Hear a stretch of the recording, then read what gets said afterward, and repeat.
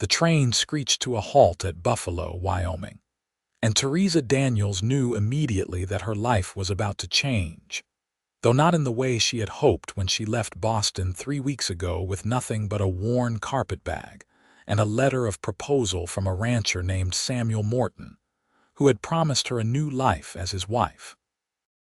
She unfolded her tall frame from the cramped passenger car, her head nearly brushing the door frame as she stepped onto the wooden platform. At 5 feet and 11 inches, Theresa had spent her entire 22 years apologizing for her height, hunching her shoulders to seem smaller, avoiding the gazes of men who looked at her with something between amusement and discomfort. Samuel Morton had never asked her height in his letters. She had never thought to mention it, foolishly hoping that, perhaps in the Wild West of 1883, such things mattered less than they did back east. The platform was dusty and crowded with people going about their business. Theresa smoothed down her traveling dress, a practical gray wool that had seen better days, and looked around for the man who was supposed to become her husband. She had his description memorized. Average height, brown hair, stocky build, would be wearing a black hat.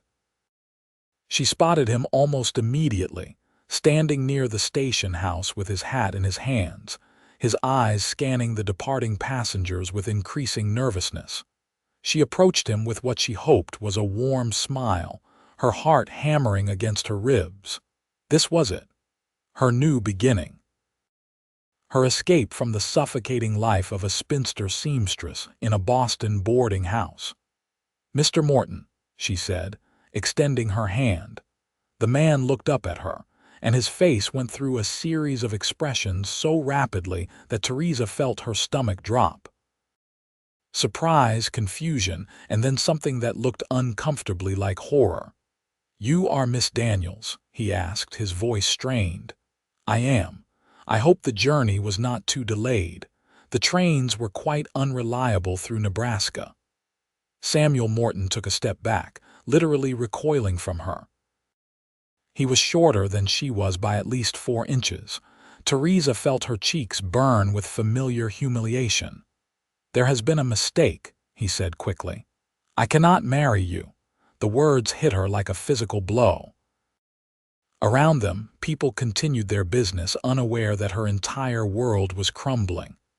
"I do not understand. We have been corresponding for months." "You are too tall," he said bluntly, his face reddening. "I cannot have a wife who towers over me. It is unseemly. People would laugh. I would be a laughingstock." "I am the same person who wrote you those letters," Theresa said, hating how her voice shook. "My height does not change my character or my ability to be a good wife. Nevertheless, I cannot marry you. I am sorry you came all this way, but there it is." He jammed his hat back on his head. "I wish you well, Miss Daniels, but I suggest you take the next train back to wherever you came from."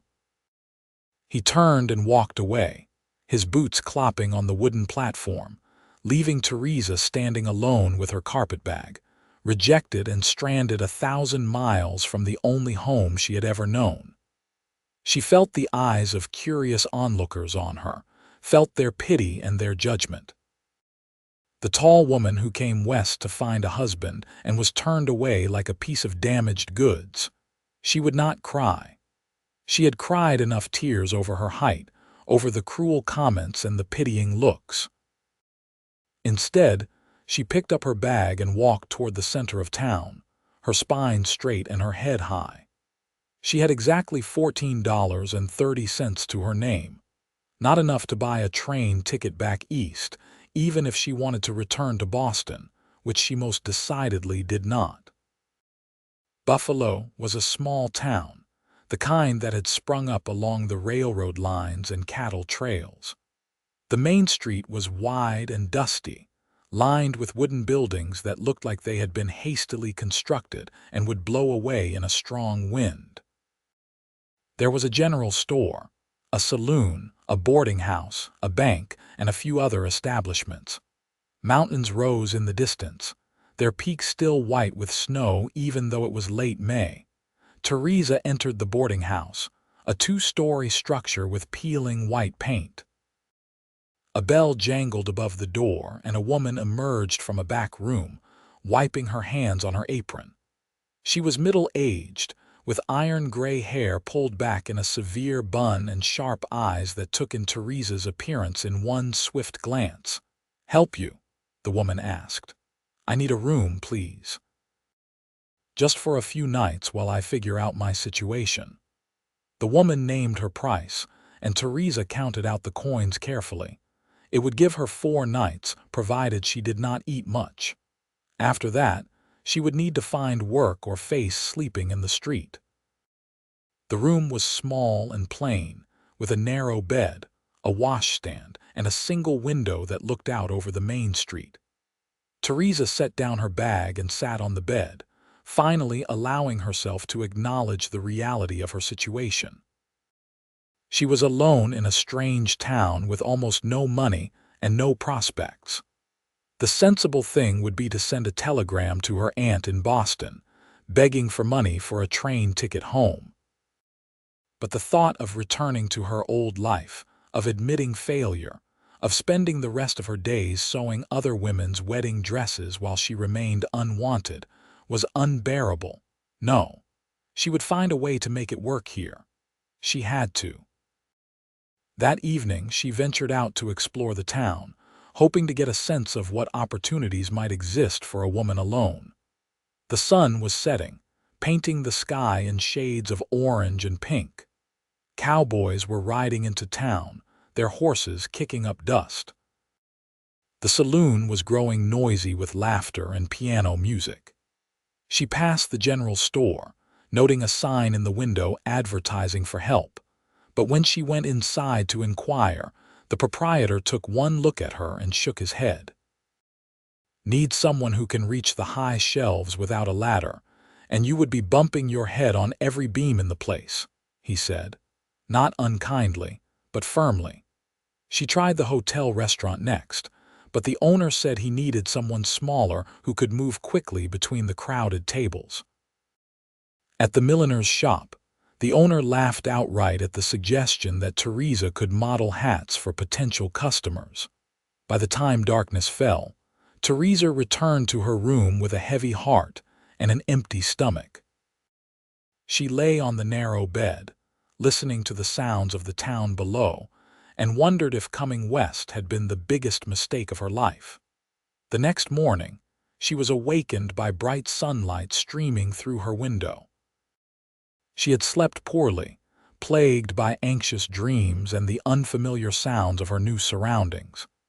She washed her face in the basin, changed into her only other dress, a faded blue cotton, and went downstairs to see if the boarding house offered breakfast. The landlady, whose name was Mrs. Patterson, served a simple meal of porridge and coffee in a small dining room off the main hall. 2 other boarders were present, both men who worked at the railroad depot. They nodded politely to Theresa but did not speak to her. "Any luck finding work yesterday, Mrs. Patterson asked as she refilled Theresa's coffee cup. "Not yet, but I will keep trying. Might try the laundry on the edge of town. Chinese fellow runs it, takes in washing from the ranches. Hard work, but he does not turn people away without cause." Theresa thanked her for the information and set out after breakfast to find the laundry. It was located in a small building near the creek that ran along the western edge of town. A man was outside hanging sheets on a line, and when Theresa explained her situation, he regarded her thoughtfully. "You have experience with laundry work. I have been doing my own washing since I was a child, and I worked in a garment factory for a time. I am not afraid of hard work." He considered this, then shook his head. "I am sorry. The work is very physical. Much lifting of heavy wet sheets and clothing. You are too thin. You would hurt yourself." Theresa wanted to argue, to insist that she was stronger than she looked, but she could see that his mind was made up. She thanked him and walked back toward town, fighting the despair that threatened to overwhelm her. She spent the rest of the day making inquiries, but the answer was always the same. She was too tall, too thin, too educated, too much of something or not enough of something else. As the sun began to set on her second day in Buffalo, Theresa found herself walking aimlessly at the edge of town, near the corrals where horses and cattle were kept. She was so lost in her troubled thoughts that she did not notice the commotion until she heard shouting. She looked up to see a group of men gathered around one of the corrals. Inside, a massive black horse was rearing and bucking, and a cowboy was trying unsuccessfully to approach it with a rope. "That devil horse is going to kill someone," one of the onlookers said. "Owen should just shoot it and be done with it," another replied. "That horse is too mean to break. Owen would not give up on an animal if his life depended on it, stubborn as they come." Theresa moved closer, curious despite herself. The cowboy in the corral was unlike any man she had seen before. He was tall, enormously tall, well over 6 feet, with broad shoulders and long legs. Even from a distance, she could see that he moved with a kind of casual grace, unbothered by the horse's aggressive display. He wore typical cowboy attire, worn denim pants, a chambray shirt, scuffed boots, and a battered hat pulled low over his face. As she watched, the horse charged at him, and the cowboy simply stepped aside at the last moment, his hand reaching out to touch the horse's flank as it passed. The touch was gentle, almost a caress. The horse wheeled around, snorting and pawing the ground, but the cowboy did not flinch. He began to speak to the animal, too softly for Theresa to hear the words, but she could see the effect they had. The horse's ears flicked forward, and gradually its aggressive posture eased. For nearly an hour, Theresa stood at the fence and watched the cowboy work with the horse. He never raised his voice, never made a sudden movement. It was like watching a dance, a conversation without words. Finally, the horse allowed him to approach, to place his hand on its neck, to slip a halter over its head. The men watching broke into applause, but the cowboy simply led the horse in a slow circle around the corral, patting its neck and speaking quietly. When he finally emerged from the corral, Theresa got her first clear look at his face. He was younger than she had expected, probably no more than 28 or 29, with sun-weathered skin, a strong jaw shadowed with stubble, and eyes that were a startling shade of blue-gray. But it was his height that struck her most forcefully. He was at least 6 feet and 4 inches, possibly taller. For the first time in her life, Theresa had to look up to meet a man's eyes. He noticed her staring and tipped his hat politely. "Evening, miss." "That was remarkable," Theresa said before she could stop herself. "The way you handled that horse," he shrugged, embarrassed by the compliment, "just takes patience. He has been mistreated, that one, needs to learn that not all humans will hurt him. Owen Palmer this is, Mrs. Patterson had appeared at Theresa's elbow. "Forgive me, dear, but I have forgotten your full name." "Theresa Daniels," she supplied. "Miss Daniels is new to town," Mrs. Patterson continued. "She is staying at my boarding house for a few days." Owen Palmer's eyes met Theresa's, and for a moment she forgot to breathe. There was no judgment in his gaze, no discomfort at her height. He looked at her as if she were simply a person, not a curiosity or a problem to be solved. "Welcome to Buffalo," he said. "I hope you find our town to your liking." "Thank you," Theresa managed. One of the other men called to Owen, and he excused himself with another polite tip of his hat. Theresa watched him walk away, his long stride eating up the distance with ease. "That is Owen Palmer, Mrs.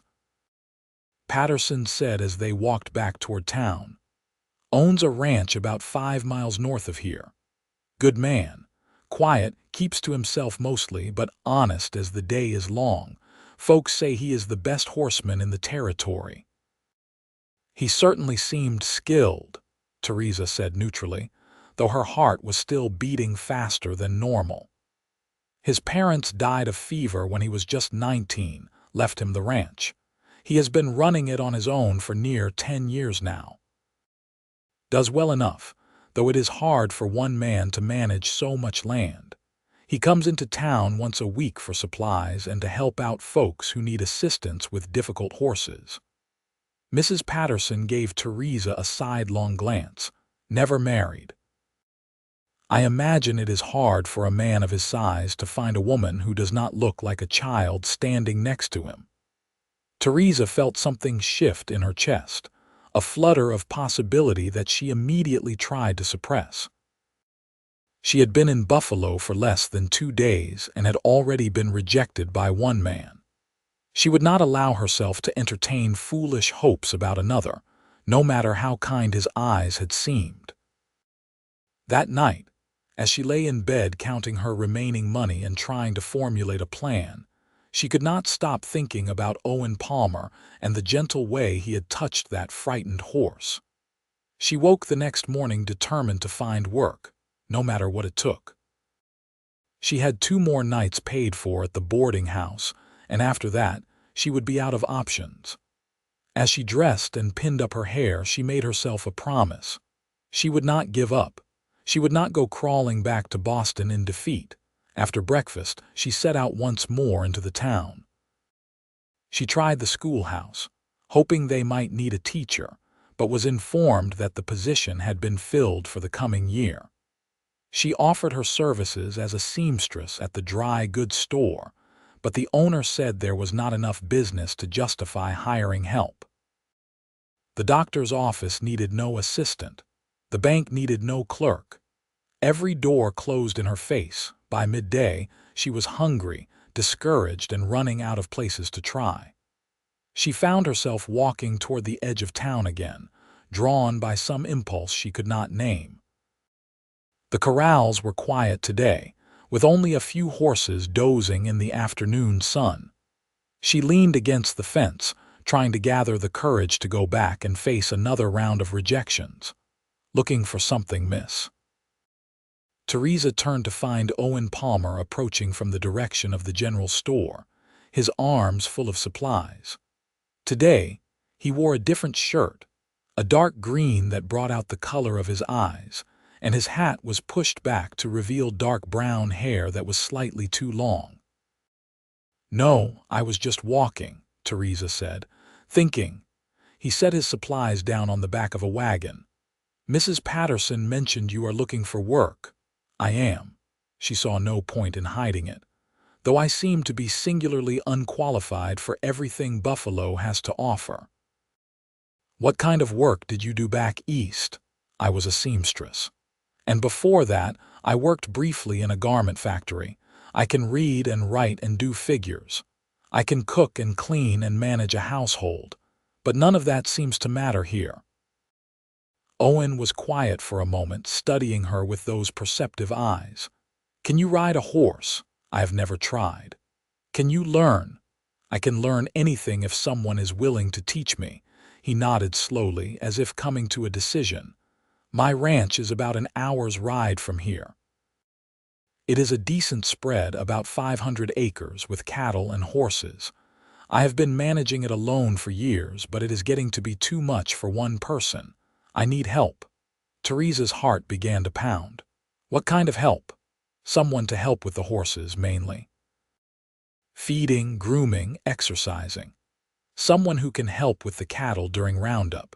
Someone to manage the house, do the cooking and washing.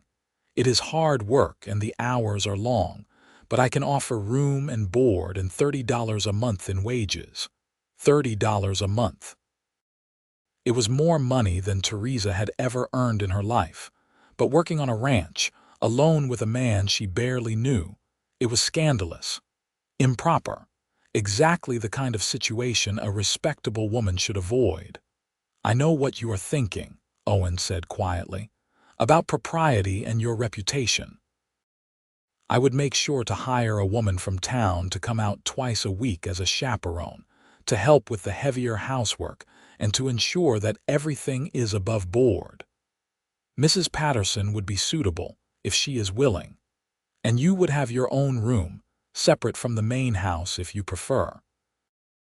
I have a small cabin that I have been using for storage. It would take some work to make it habitable, but it would be yours. Theresa looked at him, this tall, quiet man who was offering her exactly what she needed when she needed it most. Why would you do this for a stranger? Owen was silent for a long moment. When he spoke, his voice was low and serious. I know what it is like to be judged for something you cannot control. To have people look at you and see only what makes you different, not what makes you valuable. I figure everyone deserves a chance to prove what they are capable of, regardless of what they look like. The words struck something deep inside Theresa. She blinked against sudden tears and nodded. When do I start? Tomorrow morning. I will pick you up at the boarding house at dawn. Dress warm and wear sturdy shoes if you have them. The work will not be easy, but I will teach you everything you need to know. They shook hands on it, and Theresa was struck by the warmth and strength of his grip. The way her hand seemed to fit perfectly in his, despite the calluses that roughened his palm. That evening, she informed Mrs. Patterson of her new employment, and the older woman's face split into a wide smile. "That is wonderful news, dear, and Owen asked if I would come out twice a week. I would be happy to. That boy needs help, has needed it for years but was too proud to ask. You will be good for that ranch, I can tell." "I hope so," Theresa said. "I have never worked on a ranch before. I am not sure what I am getting myself into." "You will figure it out. You have got a good head on your shoulders and a strong back. That is all Owen needs." Mrs. Patterson patted her hand. "And between you and me, I think it will be good for both of you. Owen has been alone for too long, and you look like you could use a fresh start." Theresa lay awake most of that night, anxiety and excitement warring in her chest. She was taking an enormous risk, putting herself in such a vulnerable position. But what choice did she have? The alternative was to return to Boston in defeat, to resume her old life of loneliness and drudgery. At least this way, she would have a chance at something different, something better. She rose before dawn and dressed in her most practical clothes, the blue cotton dress and her sturdiest boots. She packed her few belongings back into her carpet bag and went downstairs just as the sky was beginning to lighten in the east. Owen was already there, waiting beside a wagon hitched to two sturdy horses. He helped her up onto the seat, handling her bag with ease, and then they were off, heading north out of town as the sun rose over the mountains. For the first part of the journey, they rode in silence. Theresa was acutely aware of Owen's presence beside her, the way his shoulder occasionally brushed against hers as the wagon bounced over the rutted road. The morning air was cool and fresh, carrying the scent of sage and wildflowers. Birds sang in the bushes along the roadside, and in the distance she could see antelope grazing on the open grassland. "It is beautiful here," Theresa said finally. "I think so," Owen replied. "Gets cold in the winter and hot in the summer, and the wind never stops blowing, but I would not want to live anywhere else." "How long have you been in Wyoming?" "All my life. My father came out here in '59 during the Pikes Peak gold rush, did not find any gold but fell in love with the land. He married my mother in '62, and I was born the following year. They built the ranch from nothing, just a small cabin and a handful of cattle. By the time they passed, it was a real operation. I am sorry about your parents. It was a long time ago. I miss them, but I like to think they would be proud of what I have done with the place." He glanced at her. "What about you? What brings a woman from Boston all the way out to Wyoming?" Theresa hesitated, then decided there was no point in hiding the truth. "I came to marry a man named Samuel Morton. We had been corresponding for months. He was a rancher, or so he said. When I arrived at the train station, he took one look at me and decided I was too tall to be his wife. He walked away and left me stranded.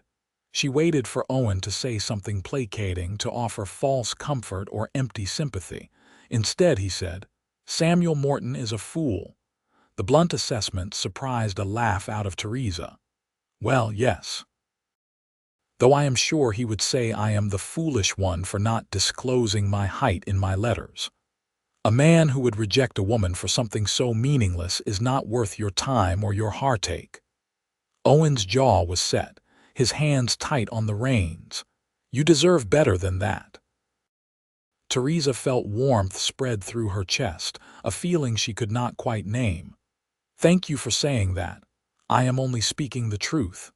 They crested a hill and Owen pointed ahead. "There, that is home." The ranch spread out before them in a wide valley, with the mountains rising in the distance. There was a main house, a sturdy log structure with a covered porch and a stone chimney. Nearby were several outbuildings, a barn, a stable, corrals, and what looked like a chicken coop. A creek ran along the eastern edge of the property, lined with cottonwood trees. It was rustic and isolated, but there was something deeply appealing about it, a sense of permanence and peace.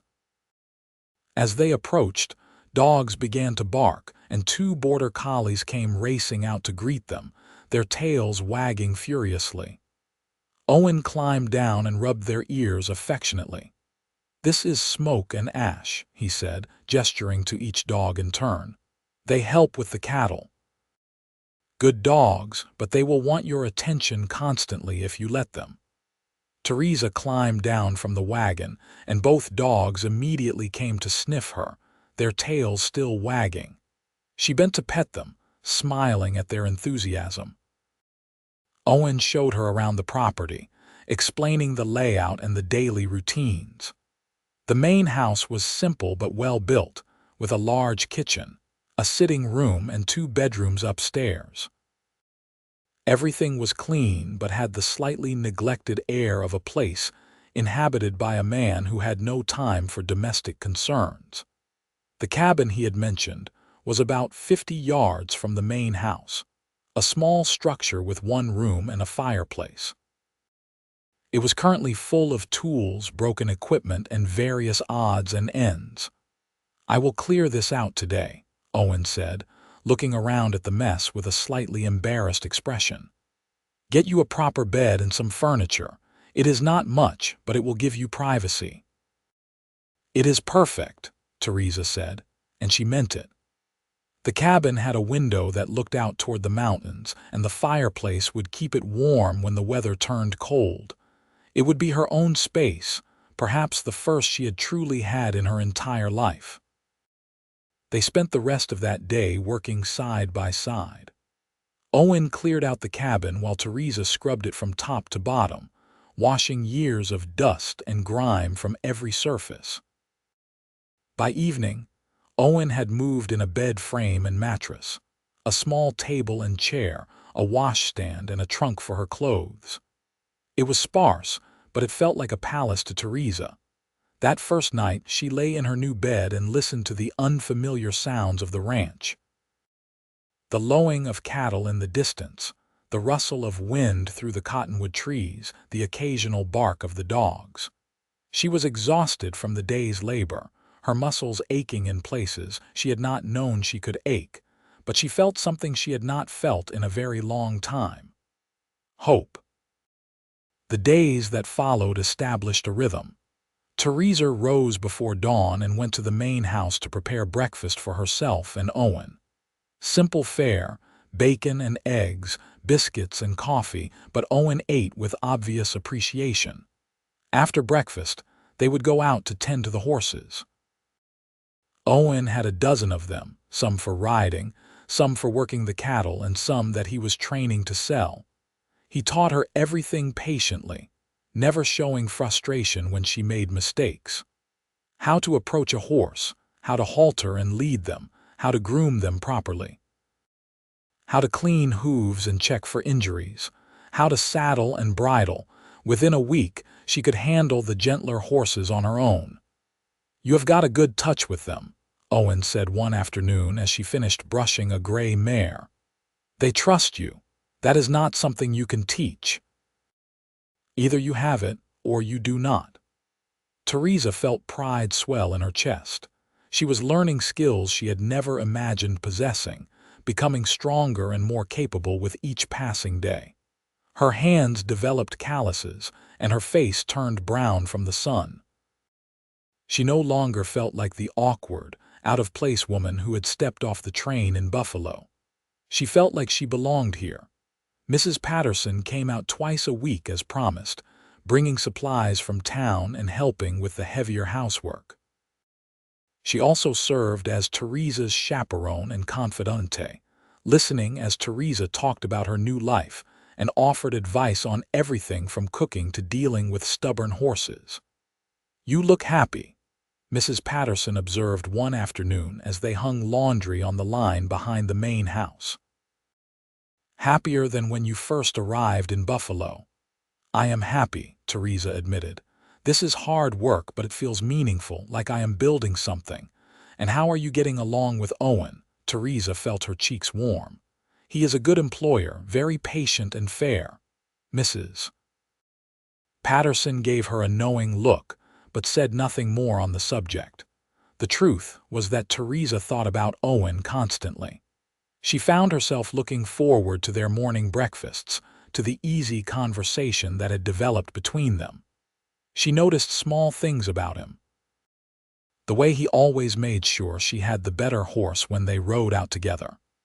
The way he fixed things around her cabin without being asked, patching a leak in the roof, reinforcing a loose floorboard. The way he smiled when he thought no one was watching, a rare expression that transformed his usually serious face. One evening in late June, they were sitting on the porch of the main house after supper, watching the sun set over the mountains. Owen had invited her to join him, and though she knew she should probably return to her cabin to maintain propriety, she could not bring herself to leave. "Can I ask you something?" Owen said quietly. "Of course. Do you ever regret coming out here? Do you ever wish you had gone back to Boston?" Theresa considered the question carefully. "Sometimes I wonder what would have happened if Samuel Morton had not rejected me, if I had married him and become a rancher's wife in the conventional way. But no, I do not regret coming here. This is the freest I have ever felt in my entire life. Back in Boston, I was always too tall, too plain, too unmarriageable. Here, none of that matters. I can just be myself." "You are not plain," Owen said, his voice low. "You are beautiful." Theresa's breath caught in her throat. She turned to look at him and found him watching her with an expression that made her heart race. "Owen." "I am sorry," he said quickly, looking away. "I should not have said that. You work for me, and it is not appropriate for me to speak to you that way."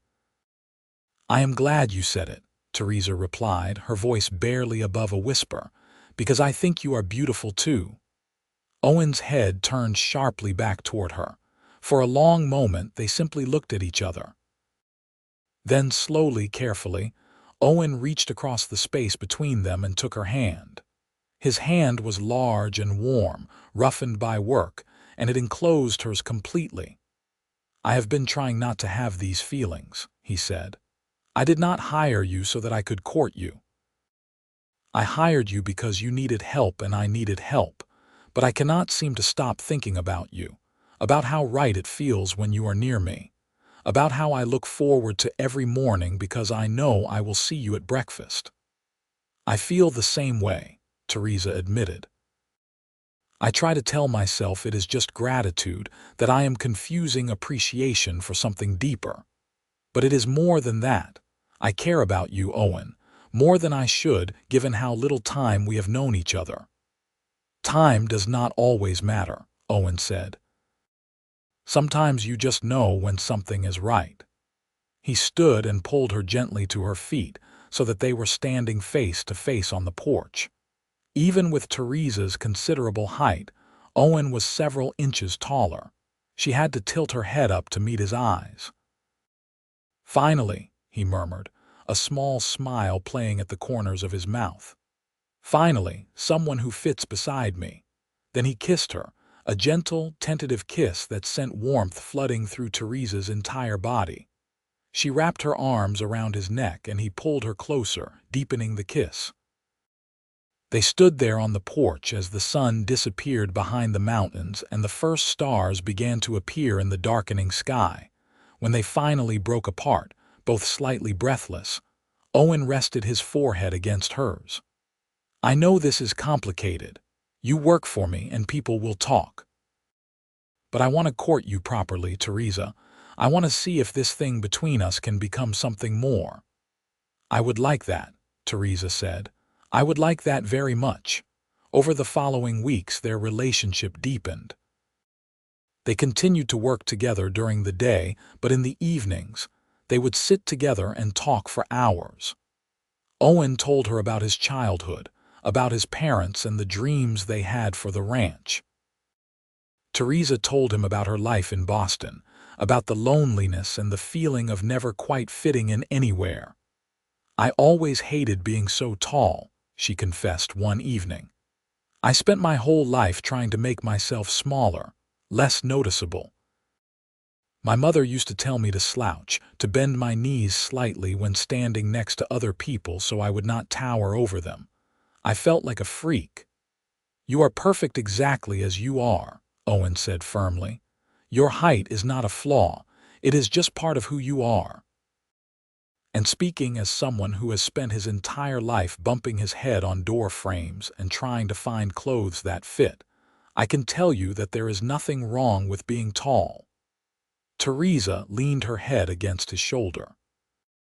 They were sitting on the porch again, a place that had become their evening sanctuary. "I think I am falling in love with you," she said softly. She felt Owen's sharp intake of breath, then his arm came around her shoulders, pulling her closer. "I know I am falling in love with you. I think I started falling the moment I saw you standing by the corral, looking like you could take on the whole world if you had to." They kissed again, longer and deeper this time, and Theresa felt something settle into place inside her. This was what she had been searching for without knowing it. Not just a home or a job or security, but this connection, this feeling of being seen and valued for exactly who she was. Mrs. Patterson noticed the change in their relationship immediately when she arrived the following week. She watched them moving around each other in the kitchen, the casual touches and shared smiles, and she beamed with satisfaction. "I knew it," she said triumphantly when she and Theresa were alone. "I knew you two would be perfect together."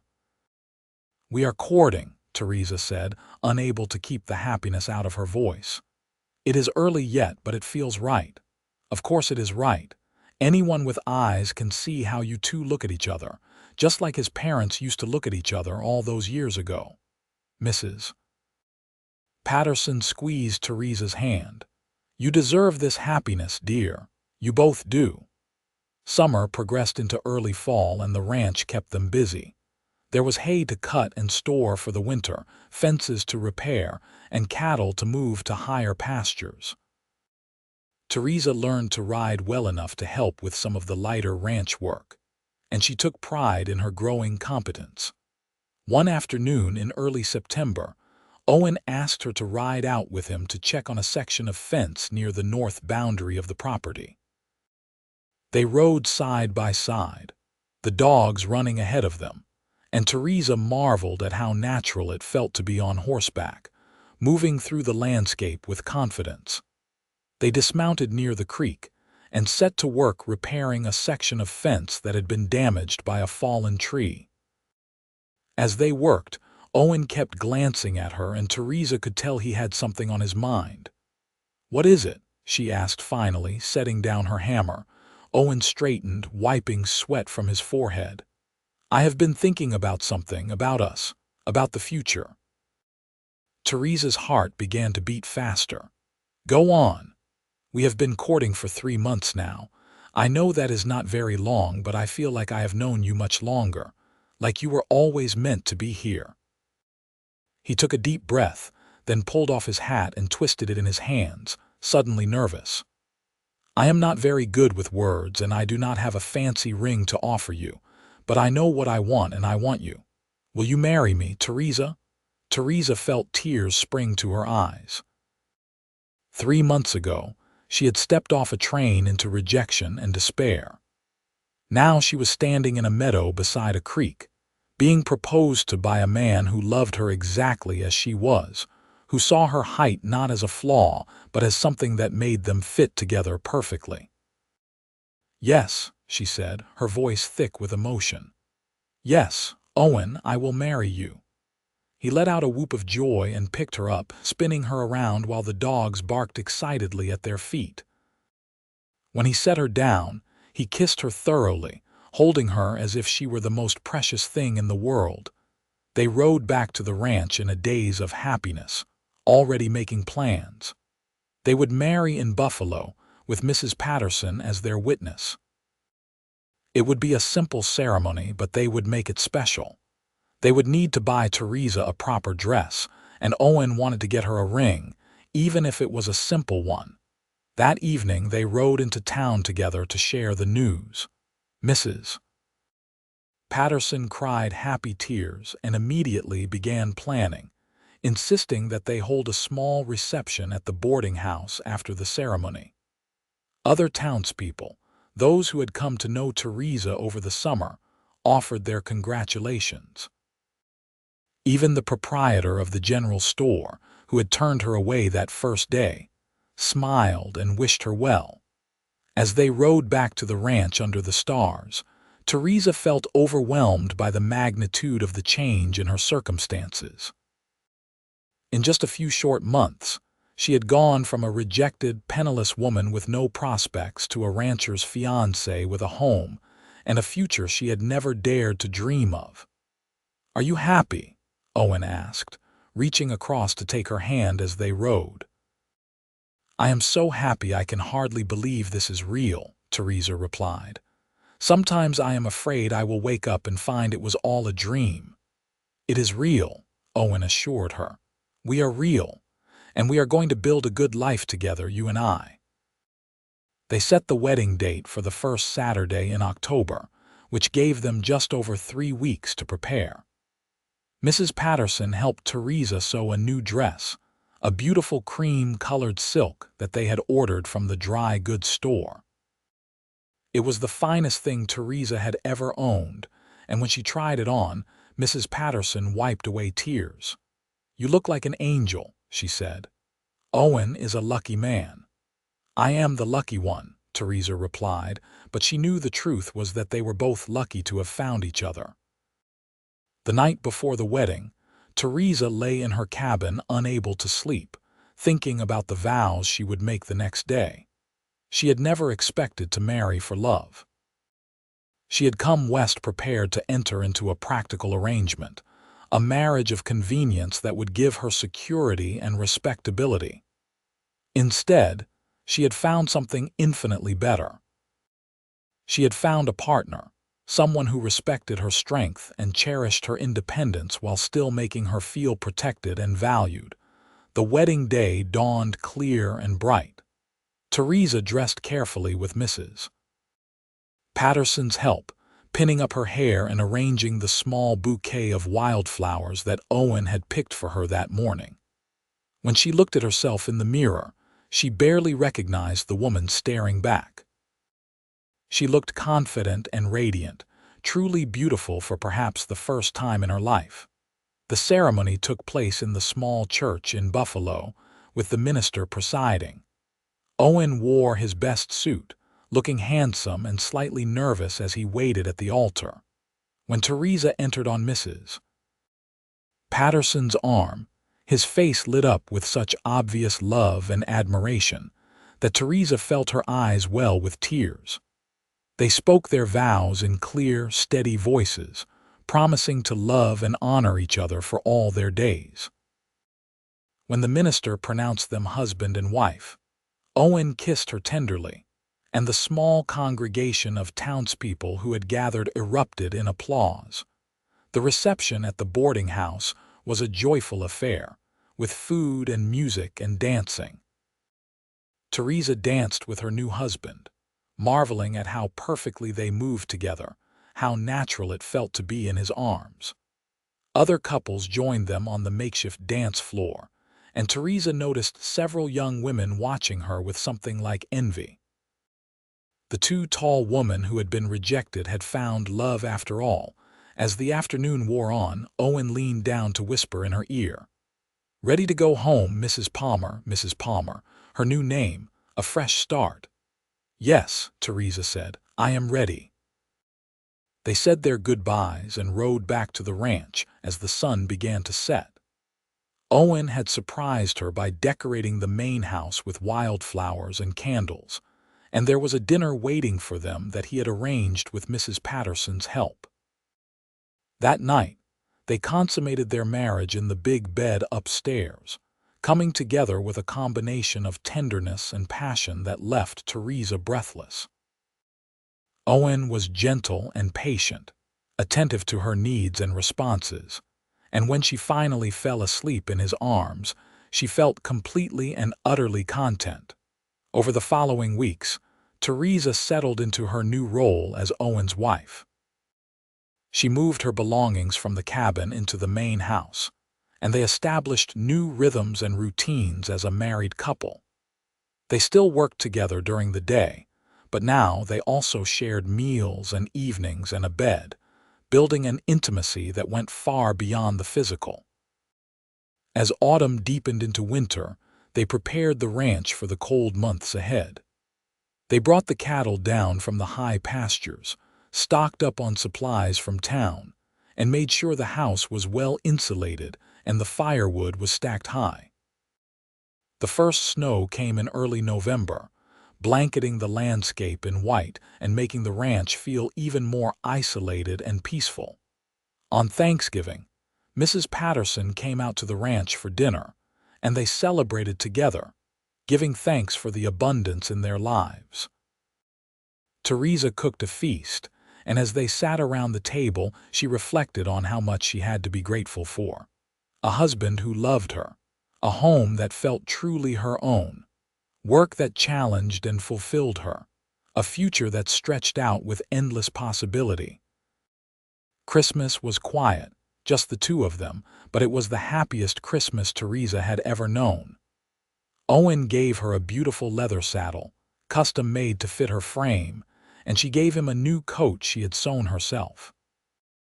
They stayed inside most of the day as snow fell outside, sitting by the fire and talking about the year to come. "I want to expand the herd in the spring," Owen said. "Maybe get some more breeding stock. If we have a good year, we should be able to afford it." "I think we should also consider getting chickens," Theresa said. "We could sell the eggs in town for extra income." "That is a good idea. See, this is why I need you. You are not just beautiful and kind. You are smart too." Theresa laughed and kissed him. "Keep saying things like that and I might start to believe them." "You should believe them. They are true." As winter progressed, Theresa began to notice changes in her body. Her monthly courses stopped and she felt nauseated in the mornings. At first, she did not want to say anything to Owen, afraid of getting his hopes up if she was wrong. But when Mrs. Patterson came out for her twice-weekly visit in late January and took one look at Theresa, the older woman knew immediately. "You are expecting," she said with certainty. "I think I might be," Theresa admitted. "I have not been certain enough to tell Owen yet." "That man is going to be over the moon," Mrs. Patterson said, hugging her tightly. "A baby, how wonderful." That evening, Theresa told Owen. They were sitting by the fire after supper, and she took his hand and placed it on her still flat stomach. "I think we are going to have a baby," she said softly. "Sometime in late summer, if I have calculated correctly." Owen's face went through several emotions in rapid succession. Surprise, joy, awe, and then a slightly panicked concern. "Are you feeling all right?" Should you be working so hard? Maybe you should not be lifting heavy things or riding horses." Theresa laughed at his sudden protectiveness. "I am pregnant, not ill. I feel fine, just tired and a bit queasy in the mornings. Mrs. Patterson says that is normal." "A baby," Owen said wonderingly. He pulled her into his arms and held her close. "Our baby. I can hardly believe it. Believe it. In a few months this house is going to be very noisy." Owen's joy was infectious, and over the following weeks he became almost comically protective. He insisted on doing all the heavy lifting, would not let her climb ladders, and worried constantly that she was overdoing it. Theresa found it endearing, even when it became slightly annoying. As spring arrived and the snow began to melt, Theresa's pregnancy became more obvious. Her dresses grew tight across the middle, and she had to let out the seams. Owen insisted on buying her new dresses from the catalog, soft, comfortable garments designed for expectant mothers. In April, they made a trip into town, and Theresa noticed how people's attitudes toward her had changed. Women who had barely given her the time of day before now stopped to congratulate her and offer advice. Men tipped their hats respectfully. She was no longer the too tall spinster who had been rejected. She was Mrs. Palmer, a respected member of the community, with a good husband and a baby on the way. The spring and summer passed in a blur of activity. The cattle were moved to summer pastures. New foals were born, and the ranch thrived under their joint management. Theresa continued to work as much as her growing body allowed, determined not to be treated like an invalid just because she was pregnant. In late August, just as the heat was becoming oppressive, Theresa went into labor. Owen had brought Mrs. Patterson out to stay at the ranch for the final weeks of the pregnancy, and now she took charge, sending Owen to fetch the doctor from town while she helped Theresa through the early stages of labor. Owen rode to town and back in record time, bringing the doctor with him.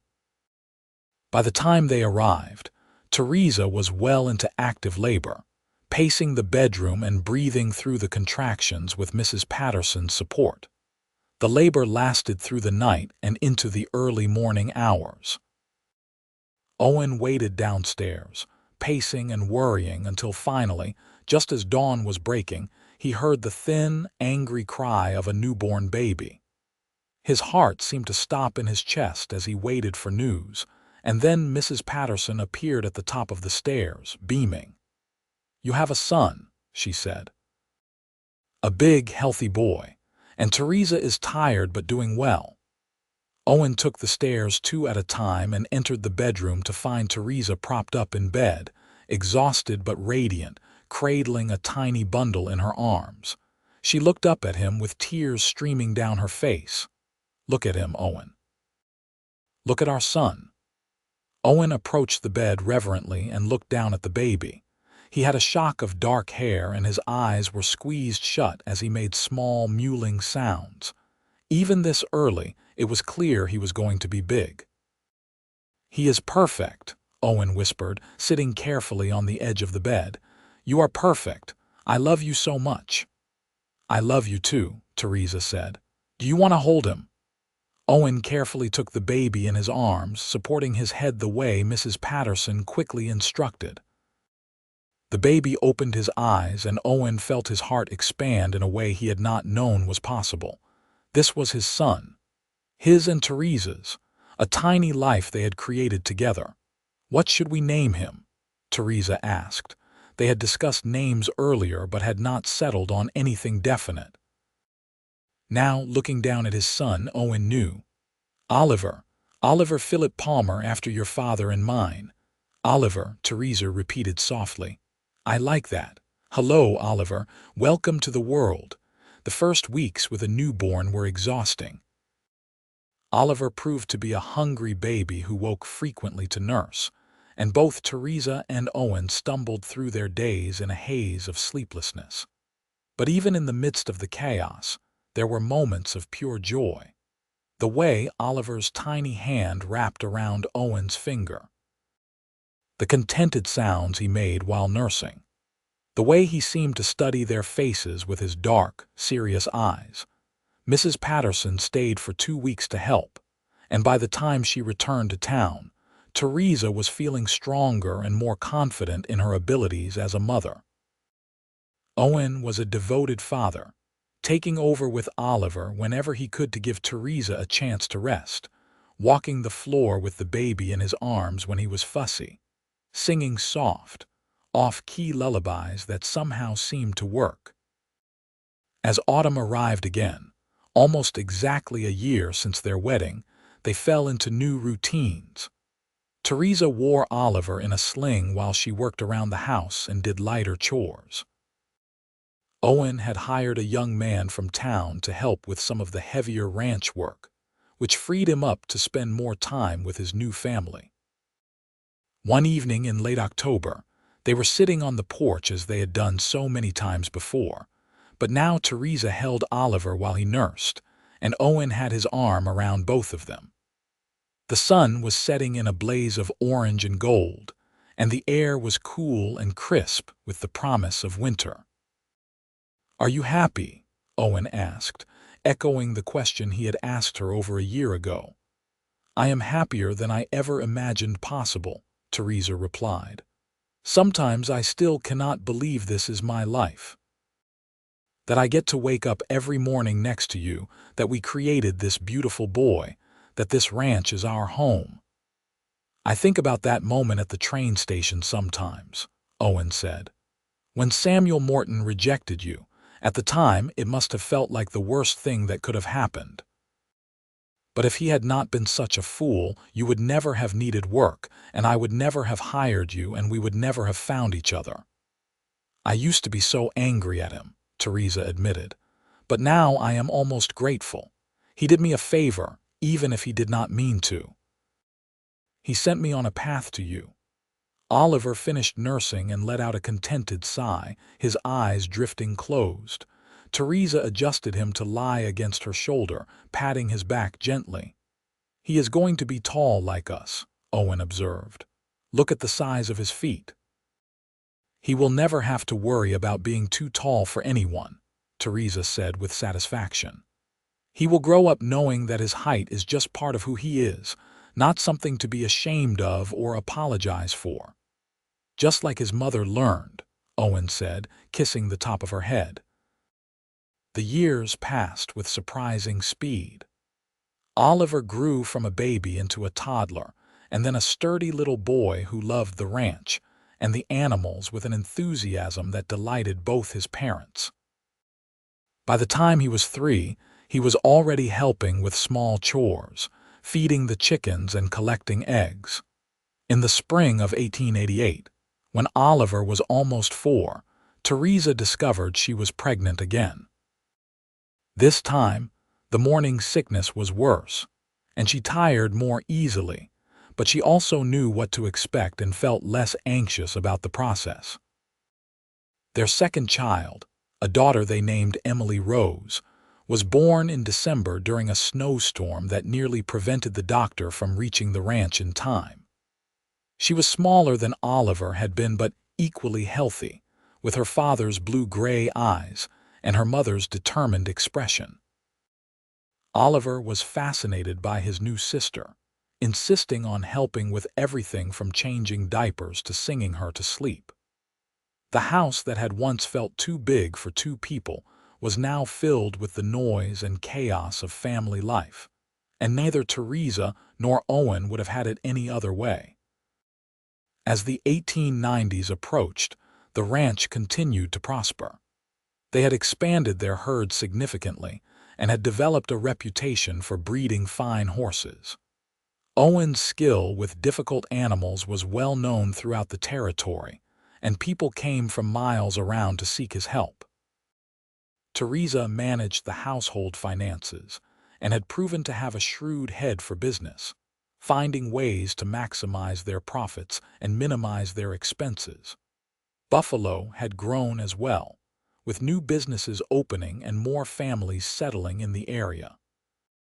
The railroad brought more people west, and the wild, lawless days of the territory were slowly giving way to something more civilized. Wyoming achieved statehood in 1890, and Owen and Theresa voted together in their first state election, with Theresa taking particular pride in the fact that Wyoming had been the first territory to grant women the right to vote. Their children grew healthy and strong. Oliver inherited his father's way with horses and could often be found in the corrals, watching Owen work and asking endless questions. Emily was more interested in the house and the garden, but she also loved to ride and begged to go out with her father and brother whenever they worked with the cattle. In 1893, when Oliver was 8 and Emily was 5, Theresa became pregnant again. This pregnancy was difficult from the start, and the doctor warned that she should take it easy. Owen insisted that she let him hire additional help, a woman from town to assist with the housework and the children, and though Theresa initially resisted, she eventually agreed. Their third child, another son they named Daniel Thomas, was born in August after a long and difficult labor. He was smaller than his siblings had been, and for the first few weeks of his life, they worried constantly that he would not thrive. But slowly, he grew stronger, and by his first birthday, he was a robust, happy child who seemed determined to keep up with his older siblings. Life on the ranch was never easy. There were hard winters when they worried about losing cattle to the cold. There were dry summers when the creek ran low and the grass turned brown. There were illnesses and injuries, times when money was tight, and moments of doubt. But through it all, Theresa and Owen faced everything together, their partnership growing stronger with each passing year. On their 10th wedding anniversary in 1893, Owen surprised Theresa with a gift. He had commissioned a photograph to be taken of the whole family. The photographer came out to the ranch and set up his equipment on the porch, and they all dressed in their best clothes for the occasion. The resulting photograph showed them all standing together. Owen tall and proud with his hand on Oliver's shoulder, Theresa beside him, their heights so perfectly matched that their eyes were level. Emily in front of her mother with a slight smile, and baby Daniel in Theresa's arms, looking solemn and wide-eyed at the camera. Later, when they were alone, Owen presented Theresa with a framed copy of the photograph. "So you will always remember," he said, "everything we have built together, everything we have overcome, how perfect we are, standing side by side." Theresa looked at the photograph, at the family they had created, at the life they had built together on this ranch in Wyoming, and felt overwhelming gratitude. She thought about the scared, rejected woman she had been 10 years ago, stepping off the train with no prospects and no hope. She thought about all the twists and turns that had led her to this moment, to this man, to this life. "I do not need a photograph to remember," she said, wrapping her arms around her husband. "I remember every day how lucky I am, how lucky we both are." As the 20th century approached, the Palmer family continued to thrive. Oliver grew into a tall young man who looked remarkably like his father and shared his gift with horses. Emily became a beautiful and capable young woman who helped her mother run the household with increasing skill. Daniel, the baby of the family, was the most academically inclined and talked about becoming a teacher someday. The ranch had grown to over 1,000 acres, one of the most successful operations in the region. Owen and Theresa had become pillars of the community, respected for their fairness, their work ethic, and their generosity. They employed several ranch hands and had built additional structures on the property to accommodate the growing operation. But through all the success and growth, the heart of the ranch remained the same. The main house where Owen and Theresa had spent their first married years, the porch where they still sat together in the evenings when time allowed, the land they had worked together to improve and protect. On a summer evening in 1900, almost 17 years after Theresa had first arrived in Buffalo, Owen found his wife sitting on the porch, watching the sun set over the mountains. Their children were grown now. Oliver was 18 and talking about starting his own ranch. Emily was 15 and being courted by a nice young man from town, and Daniel was 12 and already taller than his mother. "Mind if I join you?" Owen asked, though he already knew the answer. "Always room for you," Theresa replied, and he sat down beside her, their shoulders touching in a gesture that had become so familiar it was automatic. "I have been thinking," Owen said after a moment. "Dangerous occupation," Theresa teased. He smiled. "I have been thinking about that day we met. When you were standing by the corrals, looking lost and determined at the same time, I almost did not say anything, almost just walked past and minded my own business. What made you stop? Honestly, your height. I saw you standing there and I thought, there is a woman who understands what it is like to not fit into the world's expectations. There is someone who might understand me." He took her hand, lacing their fingers together. "Best decision I ever made talking to you that day." "Second best," Theresa corrected. "The best decision was asking me to marry you. Fair point." He raised her hand to his lips and kissed it. "Have I told you lately that I love you? Not since this morning. I was starting to worry. I love you, Theresa Palmer. More today than yesterday and less than I will tomorrow." They sat together in comfortable silence, as the sky turned from gold to pink to purple, the familiar sounds of the ranch settling down for the night around them. Inside the house, they could hear their children laughing about something, the sound of family and home. "You ever think about what your life would have been like if things had gone differently?" Owen asked. If Samuel Morton had not been such a fool, Theresa considered the question. "Sometimes, but I cannot imagine any life other than this one. Cannot imagine waking up next to anyone but you, raising any children but ours, living anywhere but here. This is the life I was meant to have. I truly believe that, even with all the hardships. The early mornings and the late nights and the constant worry about weather and cattle and money, especially with all of that," Theresa said firmly. "Because we faced it together. Because every challenge we overcame made us stronger, made our family stronger. I would not trade a single moment of it, not even the hard ones." Owen pulled her closer, and she rested her head on his shoulder, marveling as she always did at how perfectly they fit together. Two people who had been told all their lives that they were too much, too tall, too different, and who had found in each other exactly what they needed. "You know what I think?" Owen said softly. "What?"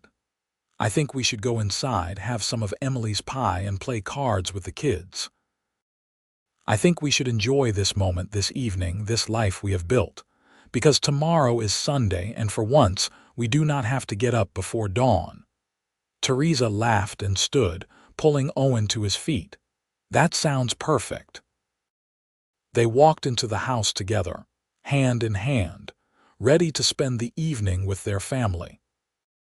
Through the windows, the last light of the setting sun painted everything in warm, golden tones, illuminating the life they had built together through love, hard work, and an unwavering commitment to one another.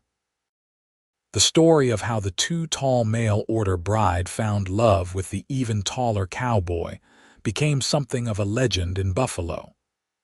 People told it to their children and grandchildren, a tale of perseverance, second chances, and the power of finding someone who sees you as you truly are.